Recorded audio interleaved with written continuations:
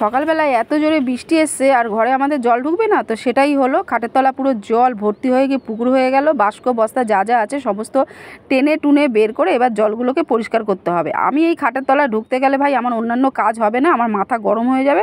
টুকির বাবা বললো ঠিক আছে দাও আমি পরিষ্কার করে দিই। আর অবশ্যই এখনও সেরকমভাবে দোকানে যাওয়ার টাইম হয়নি, 7:45 বাজে। আর এই দেখো ঘরের মাঝ বরাবর কোণা থেকে জলগুলো কীভাবে চুয়ে চুয়ে পড়ছে। আসলে ওইদিকে কলম ঢালাই হয়েছে, তো সেখান থেকেই টিনের চালের কোণাটা একটুখানি ফাঁকা হয়ে গেছে। সেই ফাঁকা থেকেই যেহেতু জোরে বৃষ্টি এসছে, ফাঁকা থেকেই জলটা আর কি ঢুকেছে। এই ঘরে একটা ছোট্ট ছিদ্র করা রয়েছে। যখনই ঘর দুয়ার ধোয়াধুয়ি করা হয়, মানে এই খাটের তলা বা ঘর পরিষ্কার করা হয়, ধোয়া হয়, সেই ছিদ্র থেকে জলগুলো ফেলে দেওয়া হয়। কিন্তু ঘরের পেছনে যেহেতু মাটি রয়েছে, সেই মাটিতে ছিদ্রটা বন্ধ হয়ে গেছে, সেই কারণে এইভাবে জলগুলো ফেলা হচ্ছে। তো টুকির বাবা ওইদিকে জলগুলো ভালো মতো পরিষ্কার করে না চালের ওপরে উঠেছে, মানে ওই যেই ফাঁকা জায়গাটা রয়েছে বৃষ্টির জল ঢুকছে, আবার যদি জোরে বৃষ্টি আসে আবার যদি জল জমে যায়, ওই জন্য প্লাস্টিক চালের উপরে উঠে না প্লাস্টিকটা ওই ফাঁকা জায়গায় গুজে দিয়ে আসতে গেছে। আর আমি এখানে রান্নাঘরে এই যে একদিকে চা বসিয়ে দিয়েছি আর একদিকে তরকারি বসিয়ে দিয়েছি। টুকির বাবা যেহেতু দোকান যাবে, টিফিনটা তো আমাকে রেডি করে দিতে হবে। সো হাই বন্ধুরা, গুড মর্নিং। এখন ঘড়িতে টাইম বলছে সকালে 8:30 আর বৃষ্টিটা এই সবে মাত্র বন্ধ হলো। তা টুকির বাবা দোনো করছে বাজার যাবো কি যাবো না, আবার ভাবলো যে না আজকে রবিবার একটু মাংস নিয়ে আসি, ছেলেমেয়েরাও তো খাবে। টুকির বাবা চা খেয়ে চলে গেল বাজারের উদ্দেশ্যে, আর আমার এখনও চা পর্ব চলছে। বাসি কাজ সেরকমভাবে এখনও পর্যন্ত শেষ হয়নি বলতে বাসন মাজা, ঘর মোজা, চা করা।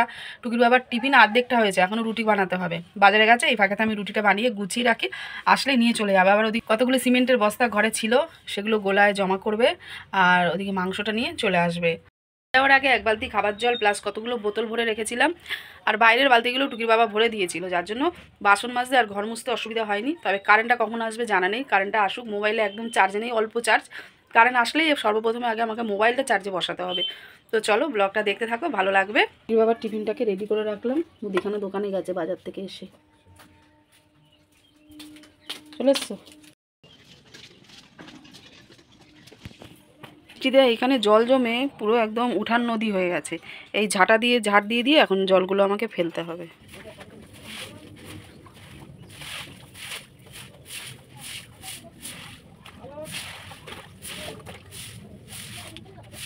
কোনো রকমে এখানকার নদীটা একটু পরিষ্কার করলাম, আর লাস্টের দিকে ঝাঁটা দিয়ে মানে এটা ঝেঁটিয়ে নেওয়া যাচ্ছে না, এই জলটা একটুখানি মগ দিয়ে কয়েক মগ জল ফেলে দিলাম। আবার তো একটু পরে বৃষ্টি হবে, আবার এখানে জমে যাবে। তবুও দেখতে ভালো লাগছে এখন একটু। তুই এত সকালে উঠলি কেন রে? চুলি আমাদের চুলি ওই যে সকালে সকাল উঠে পড়েছে। ও হ্যাঁ, কিছুক্ষণ আগে মানে যখন বৃষ্টি হচ্ছিল এত জোরে মেঘটা ডাকলো, সত্যি যারা ঘুমোচ্ছিল তারা এক লাফ দিয়ে উঠে গেছে। এইদিকে দাঁড় করিয়ে রাখো। হ্যাঁ ঠিক আছে, দাঁড় করিয়ে রাখো।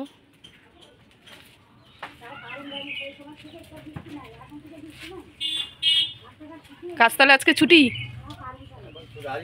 বাইরে কাজ তো ছুটি।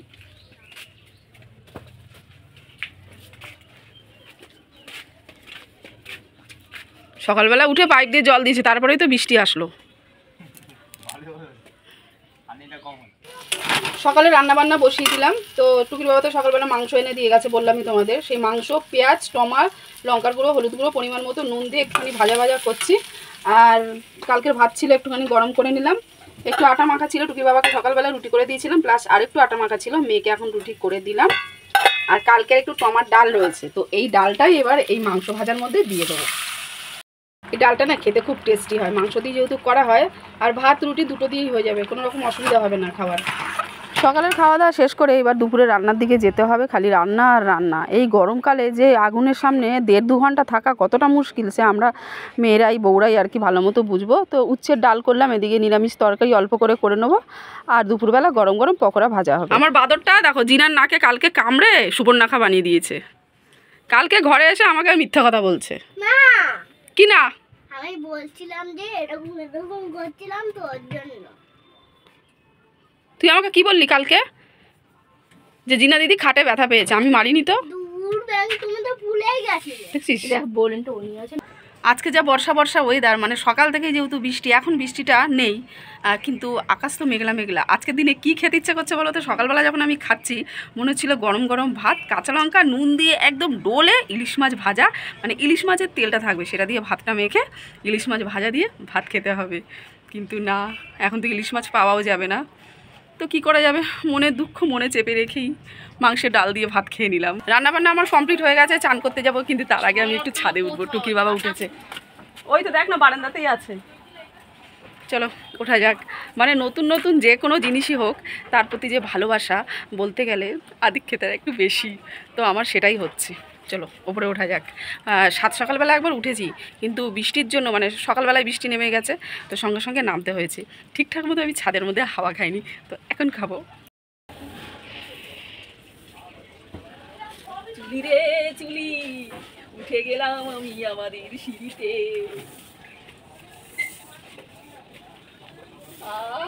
শান্তি শান্তি।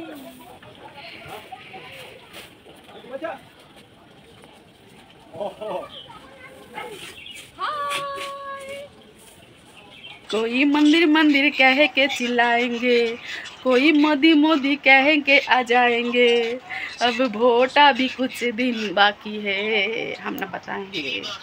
সো বন্ধুরা, 2টো বেজে গেছে, মেয়ে আমার এখন পকোড়া ভাজতে বসে গেছে। পকোড়া হলেই দুপুরের খাবার নিয়ে আমরা বসে পড়বো। আর এই গানটা নেবে, আমি যে গানটা করলাম এটা একটা রিলসে গান বেরিয়েছে, এত ভালো লাগছে গানটা। মানে যখনই রিলস আমি ইনস্টাগ্রাম চালু করছি এই গানটা আগে মুখস্থ করছি, মানে এটা নিয়ে আমাকে একটা রিলস বানাতেই হবে।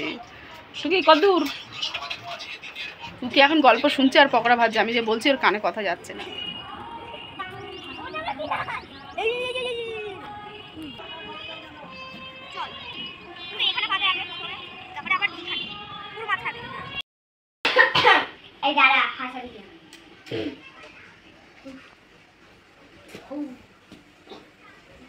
গয়না ভাঙতে জানি না, আমি সংসার ভাঙতে জানি না। কেমন করে বলবি, আমি গয়না ভাঙতে পারবো না, তারপর মারতে হবে। বন্ধুরা, এখন আমরা একটা রিলস বানাবো, 2টো কুটনির প্রয়োজন, মানে রিলসটার মধ্যে 2টো কুটনির প্রয়োজন। তো আমি আর জিনা সেজে নিলাম। কিছু তো লাগছে না, জিনা ছোট্ট বউ হয়ে গেছে। চলো আজকে আমাদের জিনাদের রান্নাঘরে শুট হবে, কুটনি 2 কুটনির আর কি ডায়লগ। চলো দেখতে থাকো, না দেখা যাবে না অবশ্যই, রিলসে আমি ছেড়ে দেবো, তখন তোমরা দেখতেই পাবে। ভালো লাগছে দেখতে, কিছুক্ষণ রাখলেই শক্ত হয়ে যাবে। তাই নরম হবে না আর? ভালো হয়েছে, 3জনে মিলে কাজ পাচ্ছে না, খেলতে বসেছে ক্লে নিয়ে।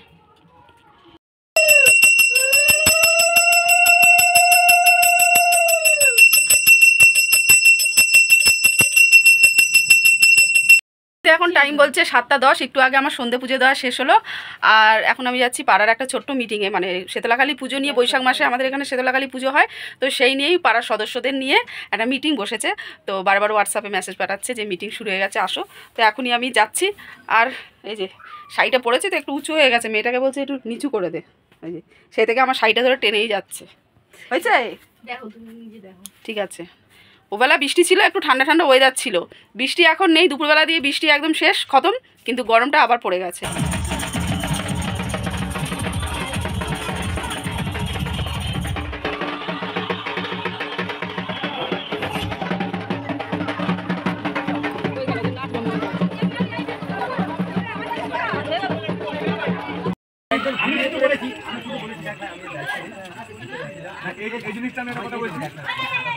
সে কটা ব্যাগ তৈরি করলাম, এখন আমাকে রাত্রিবেলা রান্না করতে হবে। এখন রান্না করব কষা মাংস প্লাস রুটি। সকালবেলা মাংস এনেছিল, কিছুটা মাংস দুপুরে পকোড়া করলাম, আর এখন এই যে কষা আর রুটি করব। 10টা বেজে গেছে, রান্না করতে করতে খেতে খেতে 11টা 15 20 এরকম তো হবেই। আর বিছানায় ঢুকতে ঢুকতে 15 12টা বেজে যাবে। চলো